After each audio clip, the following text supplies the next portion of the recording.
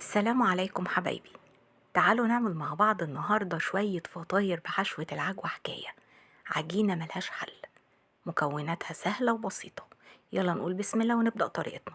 أول حاجة هعملها هنزل بكوباية دافية من المية، عليها معلقة كبيرة من الخميرة ونص كوباية من السكر وثلاث معالق كبار من الحليب البودرة، وكمان عليها بياض بيضة ومعلقة كبيرة من الخل. اخلطي كل المكونات دي مع بعض كويس جدا لحد ما تتأكدي ان السكر ده حلو قوي في المكونات.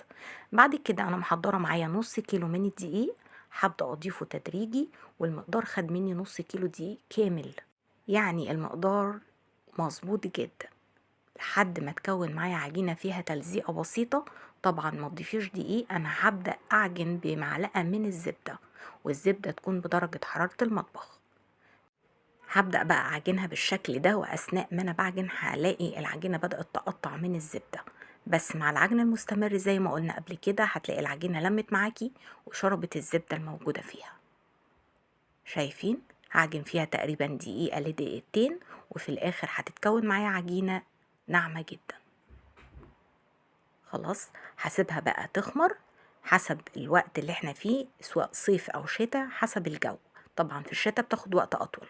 هبدأ بقى اجيب العجينة كده على الرخامة وهقطعها لقطع متساوية.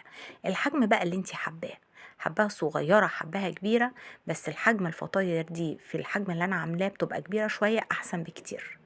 بقطع كل الكمية كده علشان تبقى سهلة معايا في التشكيل، وهبدأ بقى أشتغل فيها. تعالوا نشوفوا هنشكلها ازاي.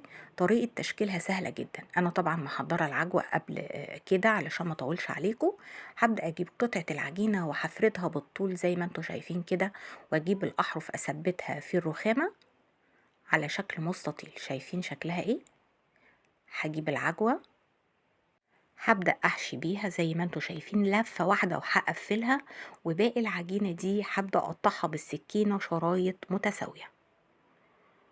ابرمي كده باقي العجينة عليها، ويا دوب تعملي لها شكل قوس خفيف قوي زي ما انتوا شايفين كده. هنشوف واحدة تانية مع بعض.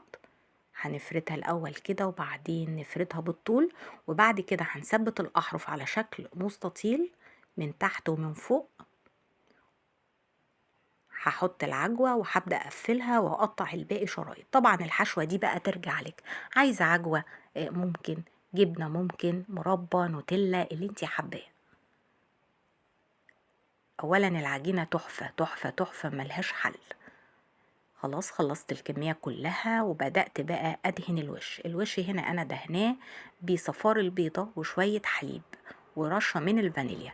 طبعا مش حابين صفار البيض في دهن الوش، ممكن تستبدلوه بنص معلقة صغيرة من القهوة سريعة الذوبان، هتدي برضو لون حلو للمعجنات بتاعتك والفطاير. رشة خفيفة كده من السمسم، وهدخلها على فرن متوسط الحرارة على الشبكة في النص. مش هتاخد منك وقت خالص، وهيطلع معاكي حبة فطاير حكاية. الفطاير دي بقى عايزة اقول لكم مش هتبطلوا تعملوها من جمالها وسهولتها، وكمان طعمها اللي ملوش حل. حبايبي جربوها بالشكل ده، انا متأكدة جدا انها هتعجبكم. ولو عجبكم الفيديو ما تنسونيش في لايك واشتراك، واشوفكم على خير ان شاء الله في فيديو جديد وبألف هنا.